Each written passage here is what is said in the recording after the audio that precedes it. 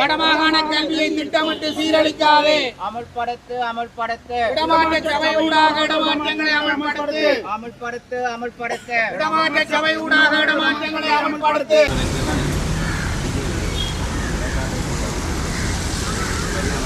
நிறுத்தாதே நிறுத்தாதே. ஆசிரியர்களை தெருவில் நிறுத்தாதே.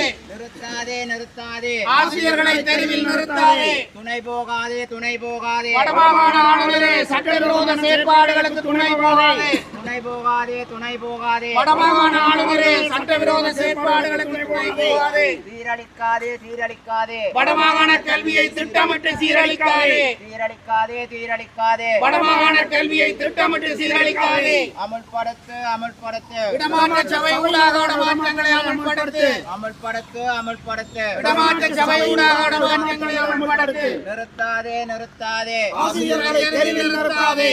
நிறுத்தாதே நிறுத்தாதே. ஆசிரியர்களை தெருவில் நிறுத்தாதே. துணை போகாதே துணை போகாதே. வடமாகாண ஆளுநரே சட்டவிரோத செயற்பாடுகளுக்கு துணை போகாதே. துணை போகாதே துணை போகாதே. வடமாகாண ஆளுநரே சட்டவிரோத செயற்பாடுகளுக்கு துணை போகாதே. சீரழிக்காதே சீரழிக்காதே. வடமாகாண கல்வியை திட்டமிட்டு சீரழிக்காதே. சீரழிக்காதே சீரழிக்காதே. இறுதிய இடமாற்றம் என்கின்ற ஒரு இடமாற்றத்தை இடமாற்ற சபை இல்லாமல் மிக மோசடியான முறையிலே செய்து ஆளுநரும் அதிகாரிகளும் தங்களுக்கு வேண்டப்பட்டவர்களை ஒரு காலமும் வெளிமாவட்ட சேவை செய்யாத தங்களுக்கு வேண்டப்பட்டவர்களை மூடி மறைத்து பாதுகாப்பதற்காக ஏற்கனவே வெளிமாவட்டத்துக்கு ஒத்த சேவையாக இதே திணைக்களத்தினால் இதே பழைய அரச கட்டமைப்பினால் தீர்மானிக்கப்பட்டு இடமாற்ற சபையிலும் குறித்த தீர்மானம் தீர்மானிக்கப்பட்டு வடமராட்சி கிழக்கு தீவகம் போன்ற பிரதேசங்களிலே 7 வருடங்கள் 6 வருடங்களுக்கு அதிகமாக பணியாற்றியவர்களையும் இப்பொழுது வெளிமாவட்ட சேவை என்கின்ற அடிப்படையிலே வற்புறுத்தி அதுவும் இடமாற்ற சபையினுடைய தீர்மானங்கள் எதுவும் இல்லாமல் தொழிற்சங்கத்தினுடைய பங்களிப்புகள் எதுவுமே இல்லாமல் தன்னிச்சையாக அவர்கள் இந்த இடமாற்றத்தை செய்திருக்கிறார்கள். சேவையின் தேவை இடமாற்றம் என்பது செய்யப்பட வேண்டிய சட்ட விதிமுறைகள் மிக தெளிவாக குறிப்பிடப்பட்டிருந்தும் அந்த விதிமுறைகளை பின்பற்றாமல் சட்டவிரோதமாக தங்களுக்கு வேண்டப்பட்டவர்களை பாதுகாப்பதற்காக மட்டும் மிக மோசடியான முறையிலே செயற்பட்ட இந்த வடமாகாண கட்டமைப்பு என்னுடைய அந்த செயற்பாடுகள் தொடர்பாக நாங்கள் சட்ட நடவடிக்கைகளை மேற்கொண்டிருக்கின்றோம்.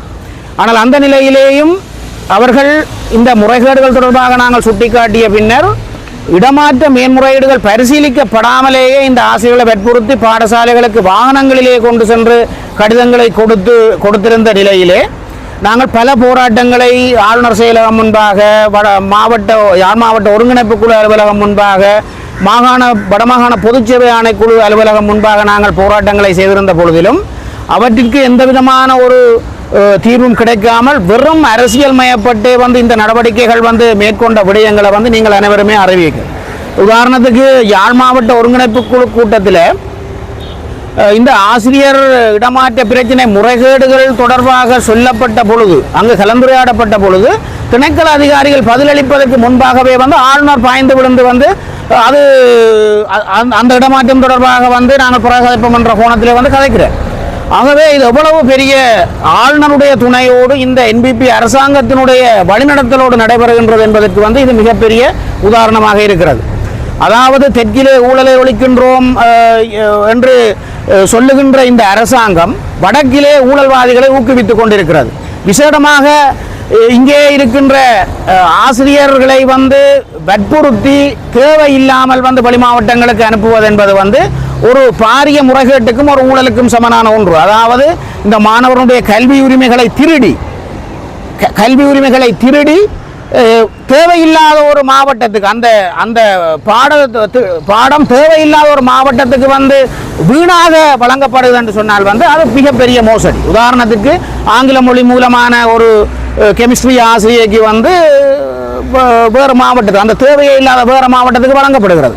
அப்படி என்று சொன்னால் இங்கே இருக்கிற மாணவர்களுக்கு அப்படியான ஆசிரியர் இல்லாத இடத்துல அந்த மாணவர்கள் பாதிக்கப்படுவது மட்டுமில்லாமல் அங்கு போகின்ற ஆசிரியர் அந்த பாடமும் கற்பிக்காமல் 3 வருடங்கள் 4 வருடங்கள் அந்த பாடம் தொடர்பான அப்டேட்டும் இல்லாமல் திரும்பி வருகின்ற பொழுது அவருக்கு இந்த தான் முதல் கற்பித்த பாடம் கூட கற்பிக்க முடியாத ஒரு சூழல்லாம் இருக்கு. அப்ப இதனுடைய நோக்கம் என்னன்னு நீங்கள் பார்த்தீங்கள் என்று சொன்னால் இந்த வடமாகாணத்திலே தமிழர்கள் என்ற பிரதேசத்திற்காக வந்து தமிழர்கள் கல்வியிலே ஓங்கி இருந்த ஒரு காலத்திலே வந்து தமிழர்கள் வந்து இருந்த நிலையை வந்து அவர்கள் மனதிலே கொண்டு தமிழர்கள் வந்து ஒருபோதும் கல்வியிலே வந்து உயர்ந்துவிடக் கூடாது என்கின்ற அடிப்படையிலே வந்து திட்டமிட்டு தமிழர்களுடைய கல்வியை வந்து சீரழிக்கின்ற விதமாக செயற்படுகின்ற இந்த அரசாங்கத்தினுடைய முகவராக செயற்படுகின்ற ஆளுநருடையதும் திட்டமிட்ட செயற்பாடு என்பது மட்டும்தான் இங்கே இருக்கிற உண்மை.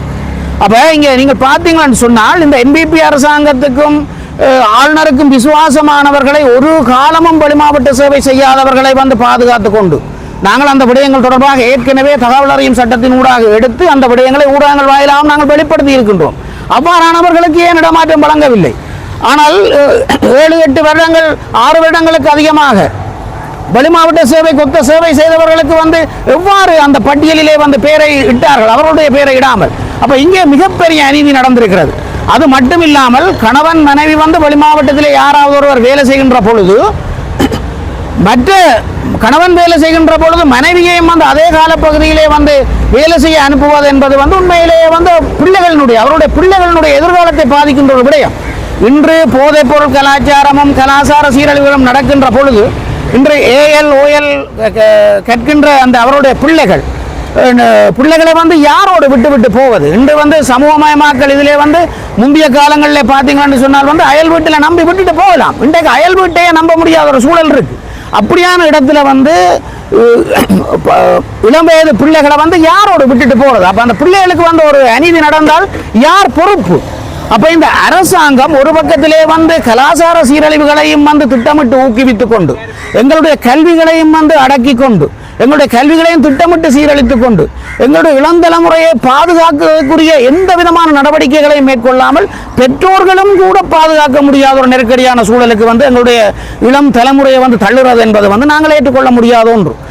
தாபன விதிக்கோவையிலையும் இடமாற்ற கொள்கையிலையும் கணவன் மனைவி பிள்ளைகள் தொடர்பான விடயங்கள் வந்து கருத்தில் எடுக்கப்பட்டு இடமாற்றங்கள் வழங்கப்பட வேண்டும் என்கின்ற விடயம் தெளிவாக குறிப்பிடப்பட்டிருந்தும் கூட அந்த கணவன் வெளிமாவட்டத்திலே வேலை செய்கின்ற பொழுது மனைவியையும் வந்து அதுவும் அதே விலையத்துக்கு இல்லாமல் வேறு விலையங்களுக்கு வந்து இடமாற்றுவது என்பது வந்து உண்மையிலேயே வந்து சட்டவிரோதமான ஒரு செயற்பாடு. அது மட்டும் இல்லாமல் வடமாகாண இடமாற்ற கொள்கையினுடைய பிரிவு 4 சொல்கிறது வந்து ஒரு வலயத்துக்கு ஒரு ஆசிரியர் வந்து 6 வருடங்கள் தொடர்ச்சியாக சேவையாற்றதுக்கு பிறகுதான் அவருக்கு வந்து இடமாற்றம் வழங்குவதற்குரிய அதிகாரம் வந்து வடமாகாண கல்வி பணிப்பாளருக்கு இருக்கு என்று சொல்லப்படுகிறது. ஆனால் 2024ஆம் ஆண்டு தீவக கல்வி நிலையத்திலே, அதாவது வெளிமாவட்ட சேவைக்கொத்த சேவையாக கருதப்பட்ட தீவக கல்வி நிலையத்திலே வேலை செய்து 2024 வந்து வெளிகாமம் நிலையத்துக்கு வந்த ஆசிரியர்களை 1.5 வருடங்கள் வந்து முடிவதற்கு முன்பாக வந்து வெளிமாவட்டத்துக்கு அனுப்புகிறார்கள். அப்படி என்று சொன்னால் எவ்வளவு பெரிய அநியாயம்! இப்பொழுதுதான் அவர்கள் வெளிமாவட்ட சேவைக்கொத்த சேவையை செய்து அந்த வலயத்திலே வந்து தங்களுடைய பிள்ளைகளை வந்து புதிய பாடசாலையில் இணைத்து அல்லது அவருடைய குடும்ப நிலையை வந்து தயார்படுத்தி கொண்டிருக்கின்ற நேரம் மீண்டும் வந்து வெளிமாவட்டத்துக்கு வந்து சேவைக்கு அனுப்புவது என்பது வந்து ஒரு மிக மோசமான ஒரு மனிதாபிமானமற்ற அடிப்படை மனித உரிமைகளை மீறுகின்ற ஒரு வன்மைத்தனமான காட்டுமிராண்டித்தனமான ஒரு செயற்பாடு என்பதுதான் ஒரு நிலப்பாடாக இருக்கு. ஆகவே இந்த நிலப்பாடுகள் வந்து தடுத்து நிறுத்தப்பட வேண்டும். இடமாற்றங்கள் அனைத்தும் இடமாற்ற சபை ஊடாக செயற்படுத்தப்பட வேண்டும். ஆசிரியர்களுடைய அவருடைய உறவினர்களுடைய அவருடைய தங்கி வாழ்வோர்களுடைய அடிப்படை உரிமைகள் பாதுகாக்கப்பட வேண்டும். அந்த நிலைமை வந்து உருவாகாத வரைக்கும் வந்து இந்த வடமாகாண கல்வி வந்து ஒருபோதும் வந்து நிமிரப் போவதில்லை. ஆசிரியருடைய மனநிலை என்பதும் உளவியல் என்பது மிக முக்கியமானது. அவருடைய குடும்ப சூழல் வந்து மிக முக்கியமானது. அவருடைய குடும்ப சூழல் வந்து ஆரோக்கியமாக இருந்தால் மட்டும்தான் அந்த கற்பித்தல் செயற்பாடுகளும் வந்து இயல்பாக நடக்கும். ஆகவே நாங்கள் வெளிமாவட்ட சேவைக்கு அனுப்புவதற்கு நாங்கள் இலங்கை அரசாங்கம் எதிரானவர்கள் அல்ல. ஆனால் அது நியாயமான முறையிலே இடமாற்ற சபையூடாக இதுவரை காலமும் கடந்த காலங்களை போன்று நடந்த விதத்திலே வந்து மிக ஒரு வெளிப்படைத்தன்மையாக பாரபட்சம் இல்லாமல் நடைபெற வேண்டும் என்பதுதான் எங்களுடைய கோரிக்கையாக இருக்கிறது. இந்த கோரிக்கை செவிமடுக்கப்படாத வரைக்கும் எங்களுடைய போராட்டம் தொடரும். இந்த கோரிக்கை செவிமடுக்கப்பட்டு இந்த ஒரு நியாயமான ஒரு தீர்வு இந்த ஆசிரியர்களுக்கு கிடைக்கப்பட வேண்டும். அந்த அடிப்படையிலே வந்து எங்களுடைய தொடர்ச்சியான போராட்டம் தொடரும் என்பதை இந்த இடத்திலே தெரிவித்துக் கொள்கிறோம்.